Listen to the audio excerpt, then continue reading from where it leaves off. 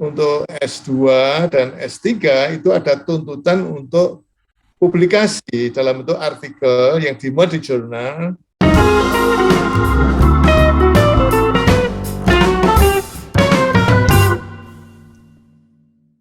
Bismillahirrahmanirrahim. Assalamualaikum warahmatullahi wabarakatuh. Selamat datang di UMK Talks Academy, forum berbagi informasi seputar dunia akademik. Baik sahabat Civitas Akademika dimanapun Anda berada, selamat datang kembali pada acara yang tentunya Anda tunggu-tunggu, UMK Talks Academic. Ya, tentunya sudah bersama kita pada hari ini narasumber andalan kita, the one and only Profesor Ali Sauka, MA PhD. Assalamualaikum Prof, selamat datang kembali Prof. Assalamualaikum warahmatullahi wabarakatuh. Baik-baik ya Mas Herman. Alhamdulillah, gimana kabarnya Prof? Aman? Yang penting sehat. Ya. Alhamdulillah. Oke, baik Prof. Pada episode kali ini kita akan mencoba membahas novelty dalam penelitian Prof. Ini mungkin istilah yang sedikit asing ini Prof. Mungkin kalau dalam bahasa Indonesia kita sebutnya kebaruan ya Prof. Iya. Mungkin sebagai pertanyaan awal Prof. Ya, novelty atau kebaruan itu sebenarnya apa sih Prof? Iya. Ya betul. Ini topik kita hari ini tentang kebaruan ya, novelty. Ini khususnya karena sekarang ini siapapun banyak pihak ya yang kemudian dituntut untuk melakukan publikasi, khususnya dalam bentuk artikel yang dimuat di jurnal yang bereputasi.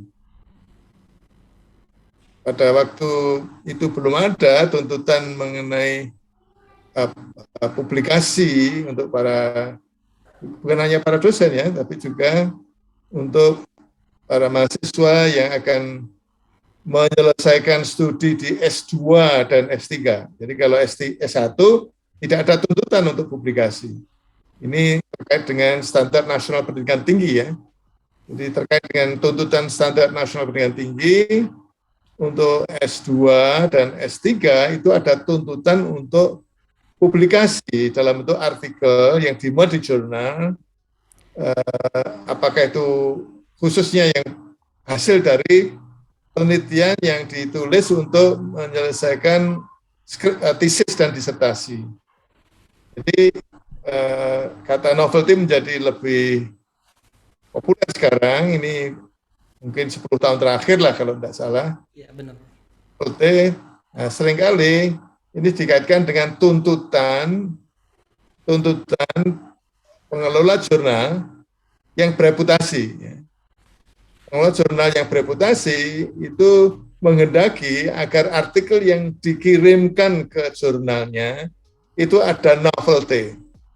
Tapi kata novelty ini yang disebut dengan, tentu kalau dalam bahasa Indonesia yang paling tepat ya kebaruan ya.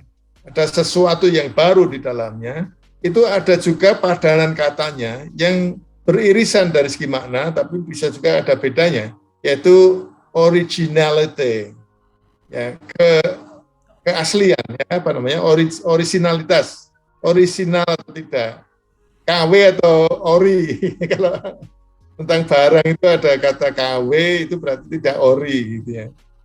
Nah, itu dua kata yang beririsan maknanya, tapi sebetulnya ada bedanya. Kalau novelty itu ada sesuatu yang baru di sana. Nah, ini sebetulnya beririsan katanya karena yang namanya originality, original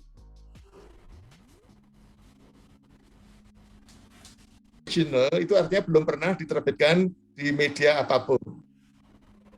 Belum pernah diterbitkan di. Jadi kalau kemudian sesuatu yang baru, tetapi kemudian sudah dikirimkan ke sebuah jurnal dan diterbitkan, maka kalau itu diterbitkan lagi di jurnal yang lain, itu tidak lagi original. Tidak lagi original, dan tentu karena sudah diterbitkan oleh penulis yang sama di sebelumnya, itu tidak lagi anggap ada kebaruan, karena sudah ada, walaupun itu pengarangnya sama. Itu istilah novelty atau originality itu irisannya ke sana. Tapi kalau dari segi kata, dua kata itu sebenarnya tidak sinonim itu. Tapi dari segi konsep itu memang seperti sinonim. Nah, sekali lagi ini karena itu menjadi tuntutan pengelola jurnal untuk bisa memuat artikel hasil tesis dan disertasi, khususnya disertasi, maka para penguji disertasi, pengelola program pasca sarjana, pengelola program doktor menentukan disertasi yang bagus atau tidak, itu juga menggunakan kriteria adanya novelty. Nah ini apa? Bisa juga ada pertanyaan, novelty itu kan berarti relatif gitu ya. Relatif, saya pernah ditanya begitu beberapa kali.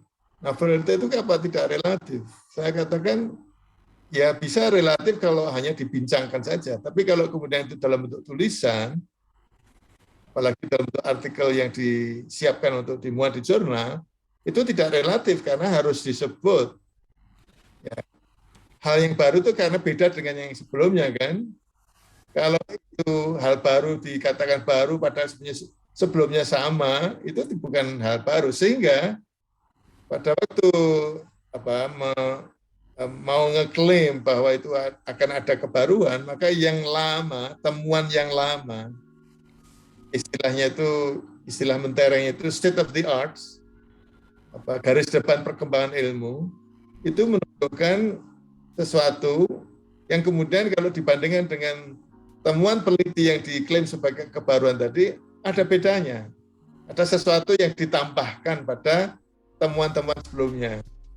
Ya, oleh karena itulah maka saya katakan itu tidak relatif. Pada bagian pendahuluan di sebuah artikel di jurnal itu harus disebut garis depan perkembangan ilmu. Apapun ilmunya, itu temuan terakhir gitu. Nah, temuan terakhir ini bisa diperoleh dari artikel-artikel yang sudah dipublikasikan. Tentu pada umumnya adalah terbitan terakhir.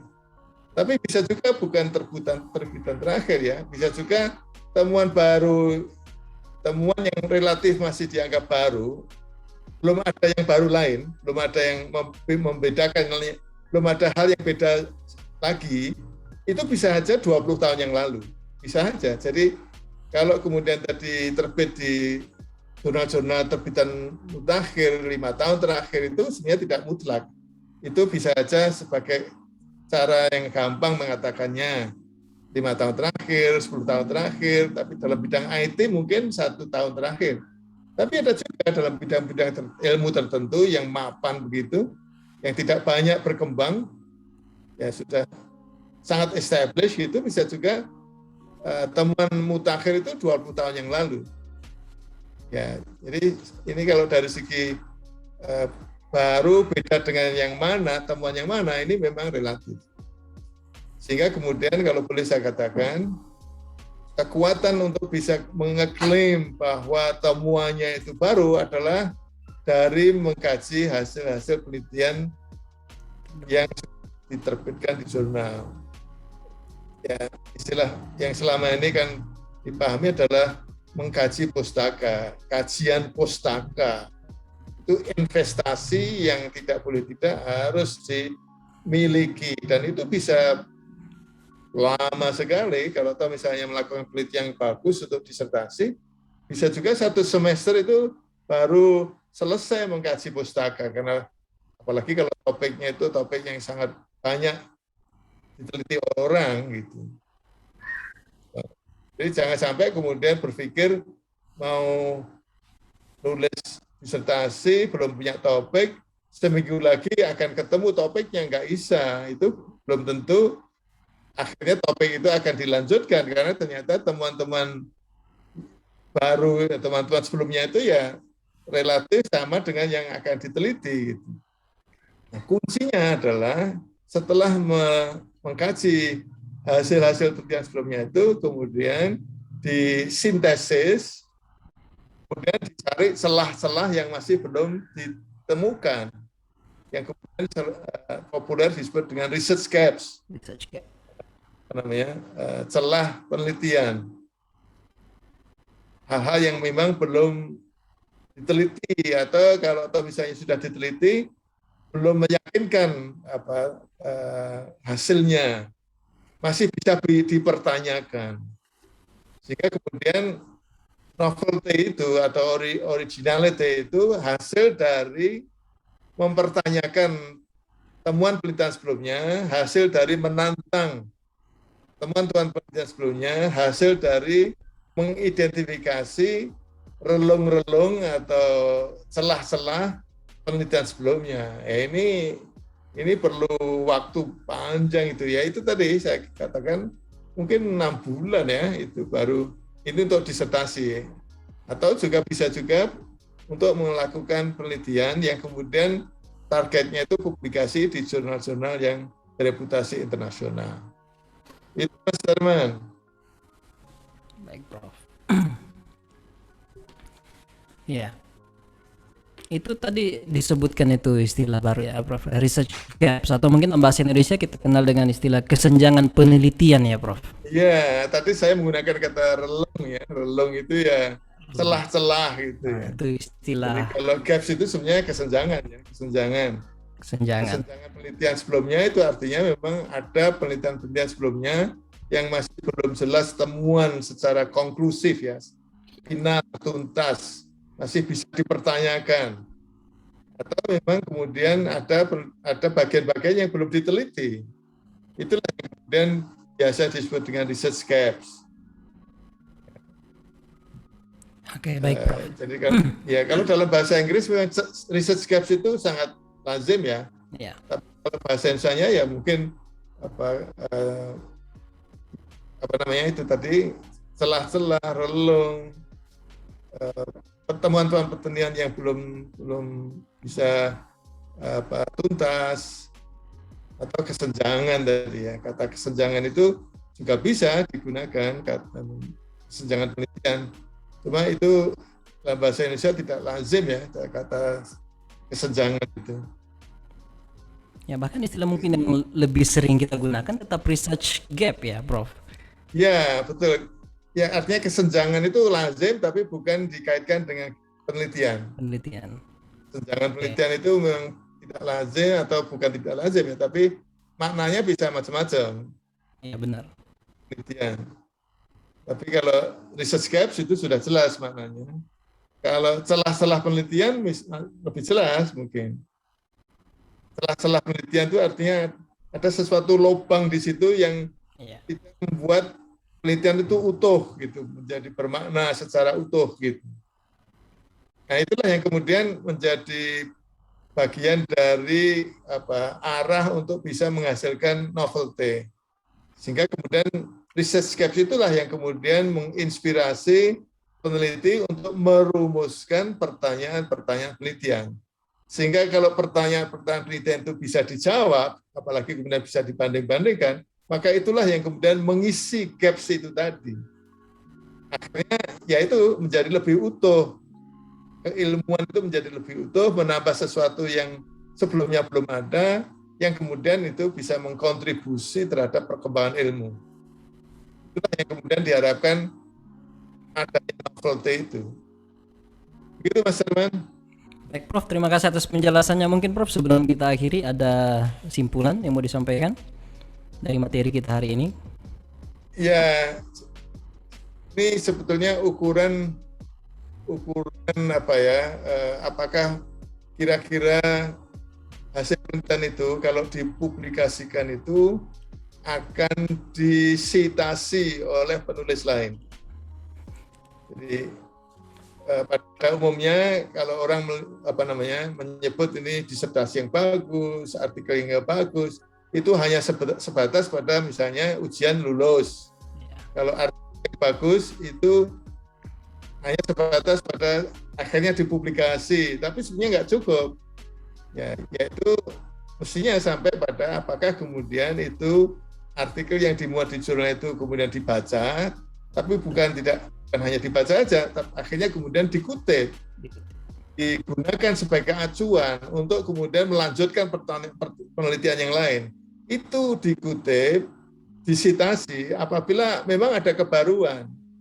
Kalau tidak ada kebaruan, maka kemudian ini kan sama aja dengan yang lain, jadi tidak berpotensi untuk kemudian disitasi. Itulah yang menjadi indikator otentik mutu sebuah artikel di jurnal. Nah, Sehingga kemudian penting sekali ini masalah adanya novel T ini. Dan mudah memang, oleh karena itulah maka pada dasarnya artikel yang ingin disitasi itu ya memang tidak mudah. Tapi kuncinya adalah apabila kita bisa meyakinkan bahwa itu adalah baru setelah kita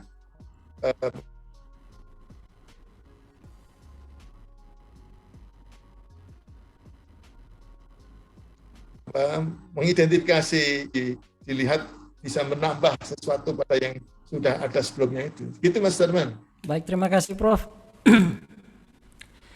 Baik, sahabat Civitas Akademika dimanapun Anda berada, terima kasih sudah menyaksikan episode kali ini. Dan jika ada pertanyaan silahkan tulis di kolom komentar di bawah ini. Dan jangan lupa ketika Anda merasa bahwa video ini bermanfaat, jangan lupa like, komen, dan subscribe. Baik, sebagai penutup, saya Saudara MSBD MID pamit undur diri. Sampai jumpa lagi di episode selanjutnya. Ingat, jangan lupa UMK Talks Academy, forumnya orang cerdik. Assalamualaikum warahmatullahi wabarakatuh. Sampai jumpa lagi. Waalaikumsalam warahmatullahi wabarakatuh. Terima kasih Mas Darman. Sama-sama, Prof.